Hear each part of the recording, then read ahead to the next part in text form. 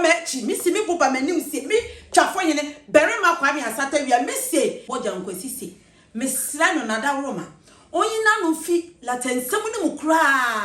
esanse onfi ha no nim ha amane bia wa ha onim kro na amane bia ra nti mesra no wanya buri asem no oreka obetimi aka buri asem ene bebu okan ene obeja no ho ama no obeka sa asem obeka afa no ene de yensi wo kwan na mo yakuba asefo de se kuba asem mantiasi mereka kira no se na na asie bi okọ nye latahene no ntimi nye latahene nti mo onwe buri hene nkase na na asie bi okọ eye latahene abusafo so wa buche wo Ghana de bibia wo bia wo ye Ghana ni nkwa de ene na mekanfo nana tachi bites e de amount nana tachi bites so we oba na se the month bi na ultimi flow ya and na mekanfo nana tachi bites e de amount na man fi se omo so na omo de ekwapim bites e de abadwa so eye ekwapim bites na ope box purchaser sure for omo numbers na wo screen as na ni omo kasa na koso ahwe ekwapim TV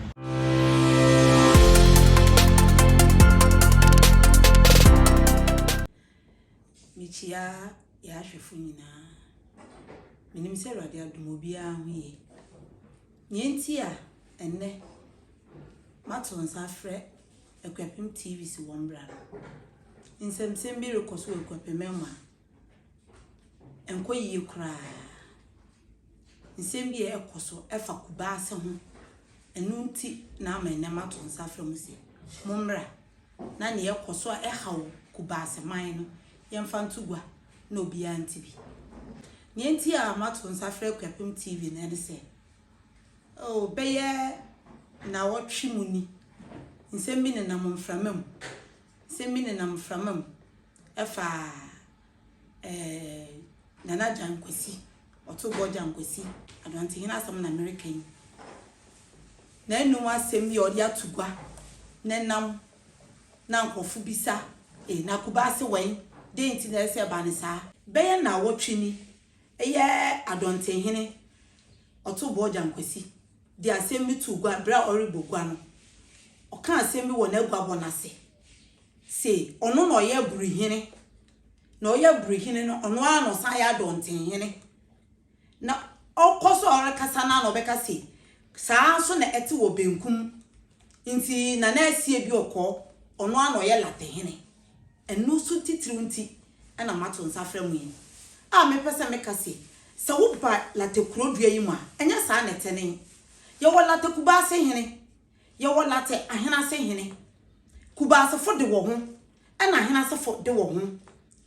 ye wo kuba se hene ye wo ahena se hene saa na ye nimu ni nti yeti se nkofo kase oye latahene na na se bi okoye latahene oye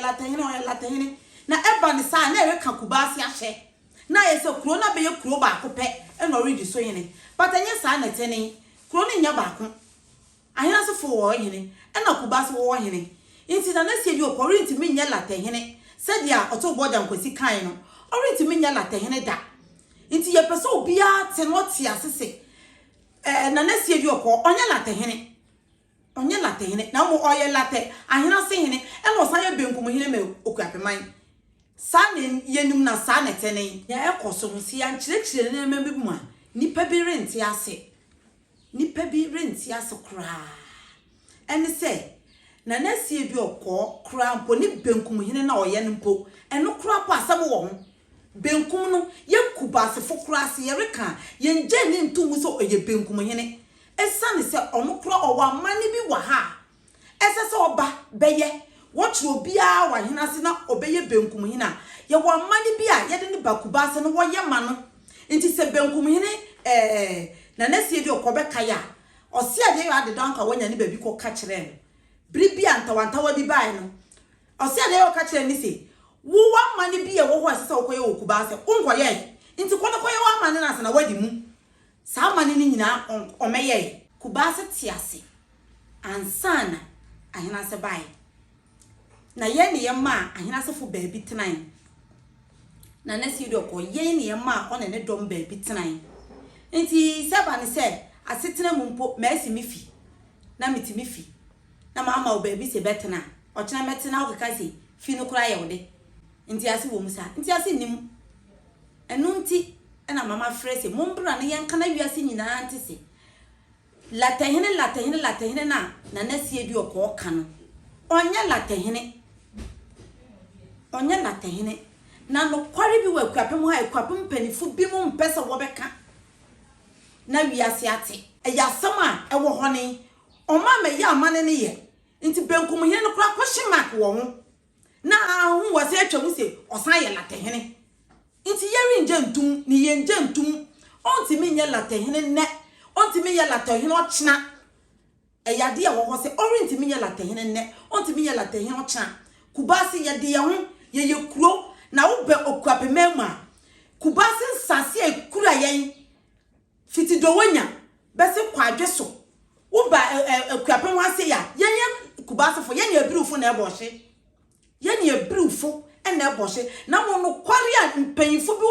okwapememu a won pese wo beka na adadi nti wakatakata ni amaso basesi akubasi yese yare ntina se mo bi mfa yen seka nwa na nka biom sesi a yebe kasa yebe ba wiase nyina hu se kwanya wode ye nam so no nye kwan papa kwanya wode ye nam so no enye kwan papa nti yare nti ase ne yare nti ase ochina se na nasi bi okọ se opese oye latehene dia kire ne okosu fra ban na sa ban be ma ne die foforo dia to ne kuro no so dia no aye kuro ne hene na se pa so be ye latehene de erinsi da erinsi ne erinsi ochina so workers ahina sefo no ene jedun kansa abusua obrempo jedun kansa abusua na erede fo ne de wokra de nka woni hini ne bi na mo ne ye ya ema wo ba mu no eye panni bi a ofi adanse akokere ene ne yere bai na wo be si jedun kansa so na obia ne peyefuna wo ba nti obrempo jedun kansa ene di wanim de won koi dade kotopon bosom no wo no kopɛ ba ede ma obia no nti obia no kura anya yefunu wo ba no wode abofra no to obosom no a wo fe na dade nti obae no ene be ma wo benya adade bron because obae no obedi hene abofra ne bedi hene ebe ware jedun kansa ba eno na amenne eredefo no nwa ba mu bia wodi hene anka woni bi anka hene ni wonka nkra wonya latefo ena meka wonya latefo wo fia danse akokere ene bai eye papa na wo fe no brentri no ofia danse akokere ene bai one ne yere ene bai nti meka kire oto boja nkwasisi mesra no nada roma onyina no fi latensem ne mukra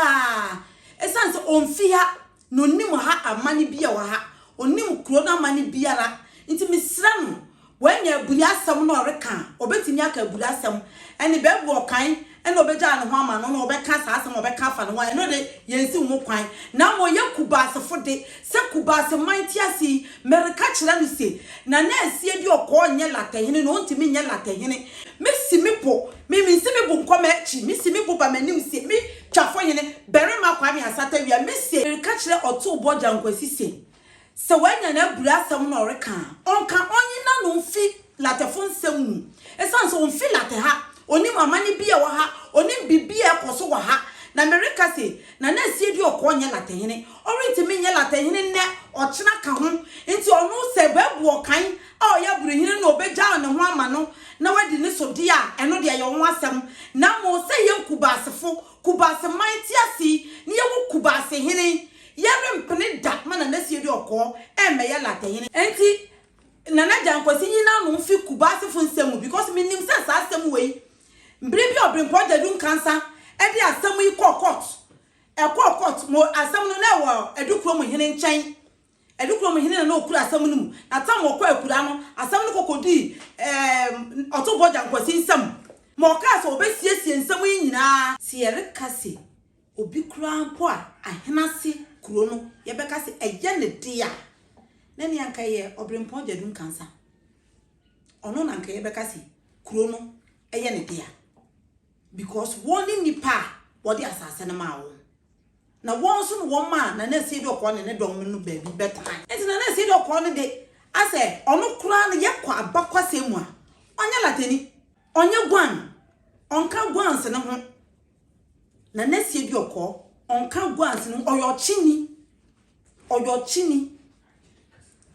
so what I say oyo chini ono no onka guans no ti say so asem American so obeka ya ebribi mo ni kubase fu nya ntawantawa no osi ade a wanya ni baabi ko e ka kire no e say wo guans re kan asem a men ka bi o because me ni wo nyina ya chemfo nti onye guani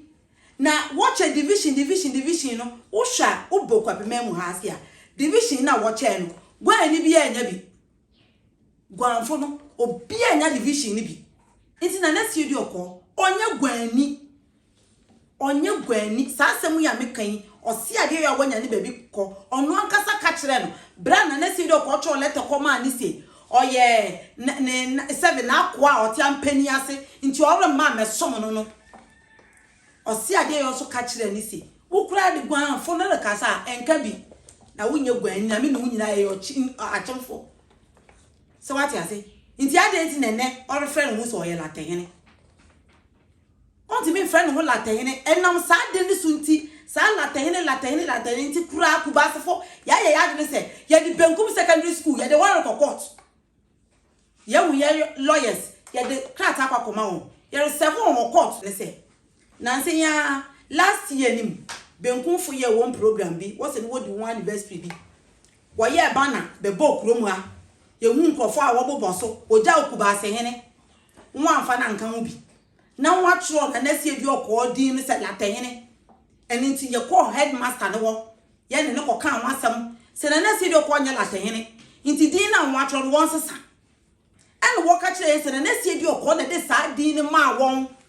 se won tro nti ye ne wo kan wasam e ma wo sesa din no this year ya me bareko SS1 me koje prospectus me kwai no picture e bon ayi ni mu no e da na sie bi okọ picture wo dia bom e no wa cho latehene wo mu eno ti ya hu se won wo si na sie bi okọ latehene nti ye de wa ko court no wa ba be kire ye said ye ya na sie bi okọ ye latehene no because why yam from so ni ya ba ni abe correct na se wanti mi anya correction no na wo se dia wo be ye na wo be ya won bra no wo me kire ye ni enti na sie bi okọ e be ye latehene eno ti ni ye de wo ko asam no wode ma otogoja nkwasi a oka asam no oka so obeba la tekurodua yi mu na kubase ni ahena sensamusem yi wa behwe ni wasiesie last 2018 okwa America the same thing okosha bo ho so obeba be frɛ ni wasiesie asam yi besi ne ye nte wohwe nti ono kuro ye oka so besiesie asam so nsiesie ye na oretwa no aka se na sie bi okọ ye latehina na asam no oka ne dan eno ti na mi se mesra na mi kra ne namu onye na no fi kubase ni ahena sensam ni mu because oni krom ha onfi krom ha ni bibia mfia nti oni mu yakoso wa ha nti ni American say onye na no fi yensam oni na no fi yensam na se bi okọ onye latehene ne orenye latehene ochina da bi ebebe biom onsa anya latehene eno na American obi a o se oje di se na sie bi okọ eye latehene no o evidence on famra kra te kire se oye latehene on famra mbribi mu no na ore ka asemi na sie bi okọ na ka se Queen Victoria bi fi ehehe na oba no be bo na baso na o man latehene Queen Victoria no mi bi se kurodua eye ne de ana kurodua late kurodua no Queen Victoria no onim kwaya fa sa kuro ne be da ho a obe fini krom no aba no kura meda o se bi da be bo abaso no wa be bo abaso se wa mo abasa o se enu tu ye latehene sa meda na o de bai no enye late anko a enye na nasie bi okọ mo nko ano ma won bi o ma nkran fu bi o ma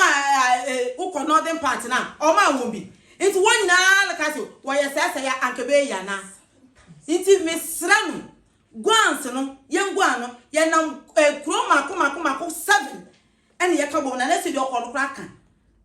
okan ni wanyi kubasi afimo okan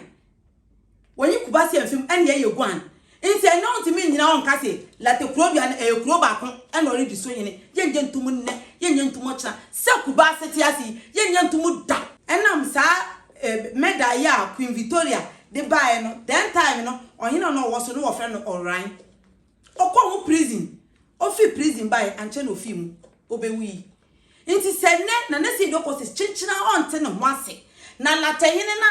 no beye latahene na no beye dia onhwe bibiye pa because kubasefo se kubase mighty asi yeri nje ntumu ma ne nye latahene da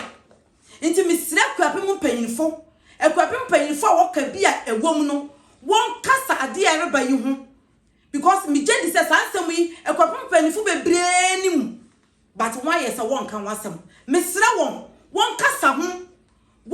ho no jai sa de no riye no enye sa da bi no asem de beba no e de asem kese ne beba ye mpeso ye na bia so betu kwapeman ye mpeso ye na bia betu la tekrodua yi eno ti misira panifo woka ewom no misira ban so ombra mu bi na sa asem yi etuntwa ne kwakura meka nyina ne se ne yere koso no eya hawadwene na ye wogana ha ye wu se ntokwa usisi nkronkro so ntokwa na ni periwu ye mpese sa bi betu kwapeman ye mpese bi bebo kwapeman mu ha ye mpese bi beba la tekrodua yi mu eni ti misira ban ena misira kwapem panyinfo wo woka bi ewom no won kasa asem yi ho won hwe na asumdwe mbra efe nso misira oto boja nkwasi se onyina no mfiye late nsem yi mu na mfa asumdwe mbra medam ase michia mehene eye okoje afra otu ademfra a otosuesia michia kubase manyina ayemfone ayemia michia wo na mugusua kai wo se open sa papa no ma na mekanfo nana tachi bites ena mekanfo edi ama omo so ana omo de ekwapem bites edi abadwa so na sa wo ye oba na sa wonya o month na wontimi inflow ya ena na mekanfo nana tachi bites ena mekanfo edi ama trust me over be damase echi memory fi say ekwapem bites eno ene ewo so subscribe Ekwapem TV na mo like it na mo sign share page no na enko chichichi nationwide baby a won so a wo hwemi ahensem nsem a esefata ne adi yeto yie en na yandi yedi achi o baby a no kware no wo eti se wo hwehia yan a wo frɛ yan a wensa ebeka yen yewura Larry Owusu yetia wo papa dwumadi no yegusuara yetie fonso. Hello, this is your boy Joshua Tingo. You can swore call me Americana. Keep watching Ekwapem TV. They will give you the best. They give you the best and you're gonna watch the best. Ekwapem TV. Be also. Hein.